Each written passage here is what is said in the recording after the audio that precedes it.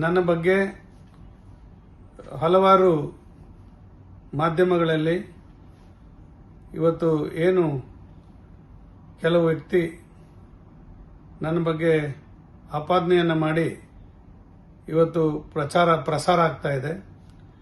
ಇದೆಲ್ಲವೂ ಕೂಡ ಸತ್ಯಕ್ಕೆ ದೂರವಾದಂಥದ್ದು ಮತ್ತು ರಾಜಕೀಯ ಪ್ರೇರಿತವಾಗಿ ನನ್ನ ಮೇಲೆ ಮಾಡ್ತಾ ಇರ್ತಕ್ಕಂಥದ್ದು.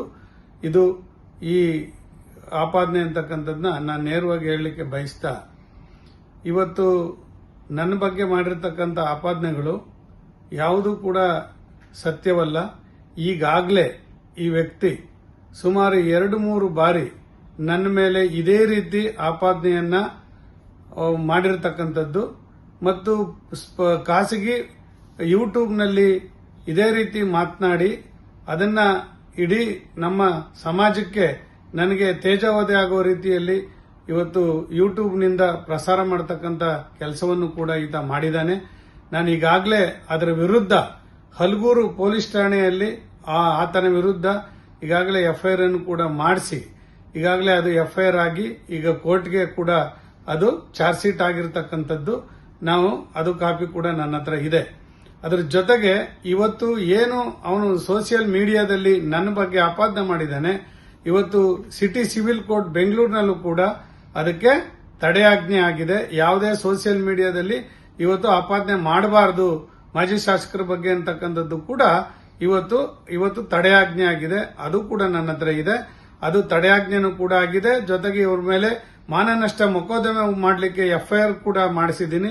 ಇವತ್ತು ನಾವು ರಾಜಕಾರಣದಲ್ಲಿ ಇರತಕ್ಕಂಥ ವ್ಯಕ್ತಿಗಳು ಸಮಾಜ ಸೇವೆ ಮಾಡತಕ್ಕಂಥ ಈ ಸಂದರ್ಭದಲ್ಲಿ ಈಗಾಗಲೇ 2-3 ಬಾರಿ ನನ್ನ ಮೇಲೆ ಈ ರೀತಿ ಆಪಾದನೆ ಮಾಡಿರ್ತಕ್ಕಂಥದ್ದು ನಿಜವಾಗ್ಲೂ ಕೂಡ ಇದು ರಾಜಕೀಯ ಪಿತೂರಿ ಅಲ್ಲದೆ ಬೇರೆ ಏನೂ ಇಲ್ಲ ಅಂತಕ್ಕಂಥ ಮಾತನ್ನ ಹೇಳ್ತಾ ನನ್ನ ಮಹಾಜನತೆಗೆ ನಾನು ಕೈ ಮುಗಿದು ಪ್ರಾರ್ಥನೆ ಮಾಡ್ತೇನೆ. ಇದರಲ್ಲಿ ನಂದು ಯಾವುದೇ ರೀತಿ ತಪ್ಪಿಲ್ಲ ಅಂತಕ್ಕಂಥದ್ದು ನಾನು ಸ್ಪಷ್ಟವಾಗಿ ಹೇಳಲಿಕ್ಕೆ ಬಯಸ್ತಾ ಇದ್ದೇನೆ. ನನ್ನ ಬಗ್ಗೆ ಹಲವಾರು ಮಾಧ್ಯಮಗಳಲ್ಲಿ ಇವತ್ತು ಏನು ಕೆಲವು ವ್ಯಕ್ತಿ ನನ್ನ ಬಗ್ಗೆ ಆಪಾದನೆಯನ್ನು ಮಾಡಿ ಇವತ್ತು ಪ್ರಸಾರ ಆಗ್ತಾ ಇದೆ. ಇದೆಲ್ಲವೂ ಕೂಡ ಸತ್ಯಕ್ಕೆ ದೂರವಾದಂಥದ್ದು ಮತ್ತು ರಾಜಕೀಯ ಪ್ರೇರಿತವಾಗಿ ನನ್ನ ಮೇಲೆ ಮಾಡ್ತಾ ಇರ್ತಕ್ಕಂಥದ್ದು. ಇದು ಈ ಆಪಾದನೆ ಅಂತಕ್ಕಂಥದ್ದನ್ನ ನಾನು ನೇರವಾಗಿ ಹೇಳಲಿಕ್ಕೆ ಬಯಸ್ತಾ, ಇವತ್ತು ನನ್ನ ಬಗ್ಗೆ ಮಾಡಿರ್ತಕ್ಕಂಥ ಆಪಾದನೆಗಳು ಯಾವುದೂ ಕೂಡ ಸತ್ಯವಲ್ಲ. ಈಗಾಗಲೇ ಈ ವ್ಯಕ್ತಿ ಸುಮಾರು 2-3 ಬಾರಿ ನನ್ನ ಮೇಲೆ ಇದೇ ರೀತಿ ಆಪಾದನೆಯನ್ನ ಮಾಡಿರ್ತಕ್ಕಂಥದ್ದು ಮತ್ತು ಖಾಸಗಿ ಯೂಟ್ಯೂಬ್ನಲ್ಲಿ ಇದೇ ರೀತಿ ಮಾತನಾಡಿ ಅದನ್ನ ಇಡೀ ನಮ್ಮ ಸಮಾಜಕ್ಕೆ ನನಗೆ ತೇಜಾವಧೆ ಆಗುವ ರೀತಿಯಲ್ಲಿ ಇವತ್ತು ಯೂಟ್ಯೂಬ್ನಿಂದ ಪ್ರಸಾರ ಮಾಡತಕ್ಕಂಥ ಕೆಲಸವನ್ನು ಕೂಡ ಈತ ಮಾಡಿದ್ದಾನೆ.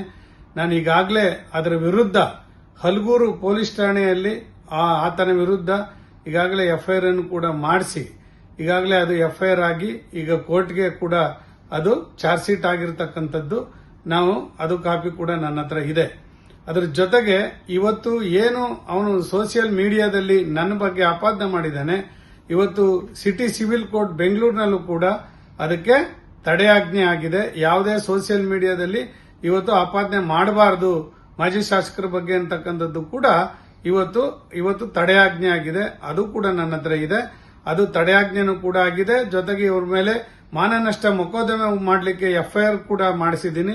ಇವತ್ತು ನಾವು ರಾಜಕಾರಣದಲ್ಲಿ ಇರತಕ್ಕಂಥ ವ್ಯಕ್ತಿಗಳು ಸಮಾಜ ಸೇವೆ ಮಾಡತಕ್ಕಂಥ ಈ ಸಂದರ್ಭದಲ್ಲಿ ಈಗಾಗಲೇ 2-3 ಬಾರಿ ನನ್ನ ಮೇಲೆ ಈ ರೀತಿ ಆಪಾದನೆ ಮಾಡಿರ್ತಕ್ಕಂಥದ್ದು ನಿಜವಾಗ್ಲೂ ಕೂಡ ಇದು ರಾಜಕೀಯ ಪಿತೂರಿ ಅಲ್ಲದೆ ಬೇರೆ ಏನೂ ಇಲ್ಲ ಅಂತಕ್ಕಂಥ ಮಾತನ್ನ ಹೇಳ್ತಾ ನನ್ನ ಮಹಾಜನತೆಗೆ ನಾನು ಕೈ ಮುಗಿದು ಪ್ರಾರ್ಥನೆ ಮಾಡ್ತೇನೆ.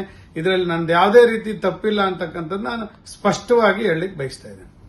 ನಿರ್ಭೀತ, ನಿಷ್ಪಕ್ಷಪಾತ, ವಿಶ್ವಾಸಾರ್ಹ ಸುದ್ದಿಗಳಿಗೆ ಮತ್ತೊಂದು ಹೆಸರಾಗಿರುವಂತ ನ್ಯೂಸ್ 18 ಕನ್ನಡ ಈಗ ಆಪ್ನಲ್ಲೂ ಲಭ್ಯವಿದೆ.